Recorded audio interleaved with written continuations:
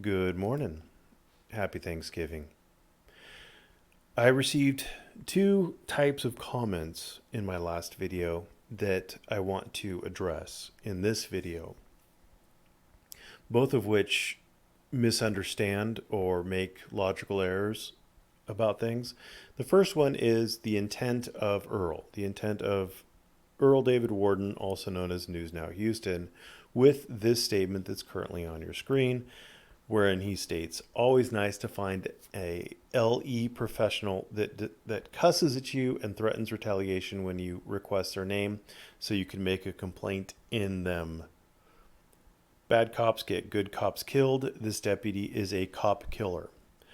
I understand that people want to read in their own idea of what someone is saying, but I find the best thing to do is to actually read the words that the person wrote on the page. Now, obviously, we won't account for typos, but generally speaking, if the words make a coherent sentence, or if you can understand the typos in them and ignore them, then the words as written should be what you judge someone by, what their sentence is, what their intent is.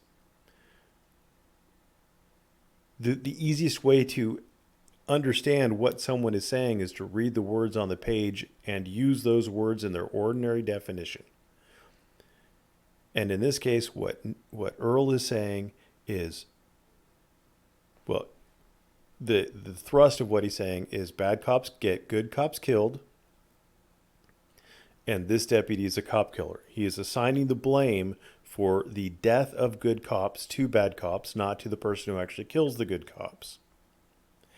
And he is also alleging that this cop, who was having a bad day and who did not cuss at her, but who used profanity explaining what was going on inside, and who did threaten to retaliate, i.e., arrest her for trespass if she returned. But Earl is saying that cop is a cop killer. And those are not correct. And maybe it helps when I rephrase things to show you the error of that thought process and to show you that he is trying to assign blame for a community, for a group, for the actions of an individual. So, for example, waitresses. Have you ever had a bad waitress? Have you ever had a waitress cuss at you or tell you to threaten you with trespass if you come back? I haven't, but maybe you have. But say, for an example, a waitress says, I don't like you saying, insert swear word here. I want you to leave and never come back. You're trespassed. If you come back here, you're trespassed. Now, she didn't swear at you, but she did use a swear word because she's saying that she doesn't like you to use that swear word, right? And she's threatened retaliation, I guess, if you come back. Basically the same thing that happened with a cop.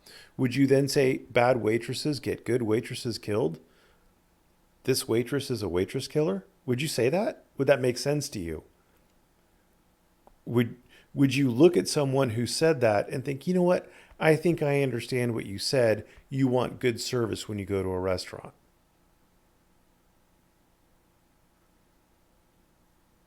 Does that even make the least bit of sense? What about, this is a fun one, what about if we replace cop with black? Always nice to find a black professional that cusses at you and threatens retaliation when you request their name so you can make a complaint on them. Bad blacks get good blacks killed. This black is a blank killer. Think about that. Think about that. Does that make sense in your head? Or are you recoiling from that because of how bigoted it is? Because it's assigning blame to an entire group of people for the actions of one person, and then saying that because they did something that is, in the grand scheme of things, when you're comparing it to murder, relatively minor. I mean, trespass is generally a misdemeanor. relatively minor, and then suggesting that because of their relatively minor actions that they're going to get other people in their group killed. It doesn't make a lot of sense. You should I find that it's easier to grasp how somebody is saying something wrong by doing substitutions like that.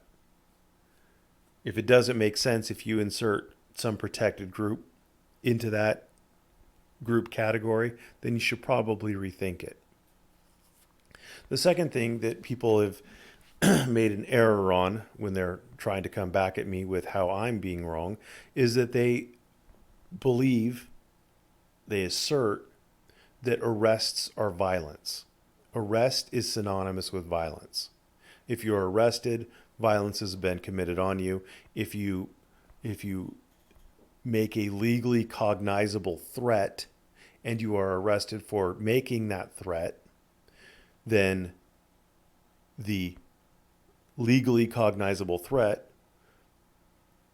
is justified, or the arrest, which is violence, is justified on you.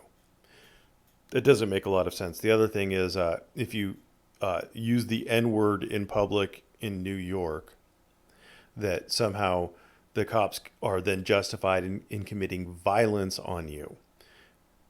They may be able to arrest you for disorderly conduct, or whatever their version of it is, breach of the peace, because shouting the N-word in the middle of New York might be something that is well within the fighting words exception for a disorderly conduct arrest, but that doesn't address whether or not an arrest is violence. Now, you could always go to the definition of violence. This is just the very first one that comes up. They're all fairly similar. You see here, violence is the use of physical force so as to injure. But there's two real important versions of violence, of the definition of violence. And arrest, a lawful arrest, satisfies neither definition of the word violence. The first one is behavior involving physical force intended to hurt, damage, or kill someone or something. It's very similar. Injure, damage, abuse, or destroy. Yeah. I mean, it's the same basic concept.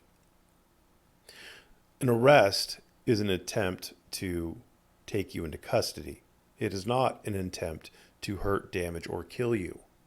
Now, you may say, well, I lose my liberty, which hurts me, and you're trying to make some esoteric kind of comment, but it can be accomplished without any force at all. Arrest can be accomplished without force. For example, if someone turns themselves in, if there's an arrest warrant issued, and this happens a lot, they can call you and say, hey, we've got a warrant for your arrest. If you turn yourself in, it would make everything easier on you and everybody else. Or they'll notify your lawyer or something like that, because that's usually what happens. And then the lawyer can say, yeah, let's go and turn you in. And if we turn you in, then we're likely to get you right back out on own recognizance. So an arrest can be effectuated without any force at all. And if an arrest can be effectuated without force, then the first definition does not apply to all arrests, and therefore arrest is not synonymous with violence. And again, even just because there was force applied, I mean, you really have to make a strained argument to try to say that, well, any loss of liberty is a harm to me, and therefore by using force to effectuate my arrest, then you have committed harm. But the intent is to take you into custody. The intent isn't to hurt you. And sometimes being taken into custody is for the benefit of the person. Like if there's someone out there who is a danger to themselves or to others, like have mental issues, or are too far under the influence of too many drugs, and they're a danger to themselves or others, they may be taken into custody for their own protection, so then they can get treatment or examination or what have you. So being taken into custody is not necessarily an intent to hurt, damage, or kill you. And it doesn't necessarily involve physical force, and therefore arrest is not synonymous with that definition. The second definition is the law definition, which is the unlawful exercise of physical force or intimidation by the exhibition of such force. Now, because I don't necessarily trust a just random dictionary's definition of it, I did a little bit of digging, and a battery is any willful and unlawful use of force or violence upon the person of another. Assault is an unlawful attempt coupled with the present ability to commit a violent injury on the person of another. And violence has meaning in law. And this is People v. Bradbury, one of the earliest California cases on it from 1907, where they go into the definition of it. And a violent injury here mentioned is not synonymous with bodily harm, but includes any wrongful act committed by means of physical force against the person of another, even though only the feelings of such a person are injured by the act. The term violence, as used here, is synonymous with physical force. Excuse me. And in relation to assaults, the two terms are used interchangeably. Now you're going to say, whoa, violence here is synonymous with physical force, but you have to read it in context with the entire sentence. And first of all, it's as used here. And in relation to assaults, the violent injury here mentioned, the term violence used here, which is within the statute of 242, or actually it's 241, is to commit a violent injury. So this violence is just to unlawfully touch someone. And you can see that they cite State v. Wells, which is a Connecticut case from 1862. And the term violence is synonymous with physical force, and the two are used interchangeably in relation to assaults by elementary writers on criminal law. So if you're dealing with an assault, then any application of physical force that is harmful or offensive, I should say, would work. So that's what they're looking at there, is the unlawful exercise of physical force. If you have committed disorderly conduct by use of shouting the N-word in the middle of New York City, or if you have made a legally cognizable threat in violation of a statute or threatened a judge, i.e. Eric Brandt, then the arrest is not unlawful. And so it is a lawful. An arrest, if force is required to effectuate the arrest would be a lawful exercise of physical force, and therefore it wouldn't apply. And it also wouldn't apply here because it would be lawful, and it wouldn't apply here because it would be lawful. I hope that makes sense. So, I don't try to make fun of anybody for their comments. If you have a question, please feel free to ask. I mean, I hope I was clear in explaining why you should take what Earl said at face value and why an arrest is not violence.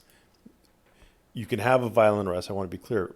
An arrest can turn violent, in which case the cop would be liable for civilly and criminally, or may be liable, I should say, civilly and criminally, for the violence enacted upon you, because that would be unlawful.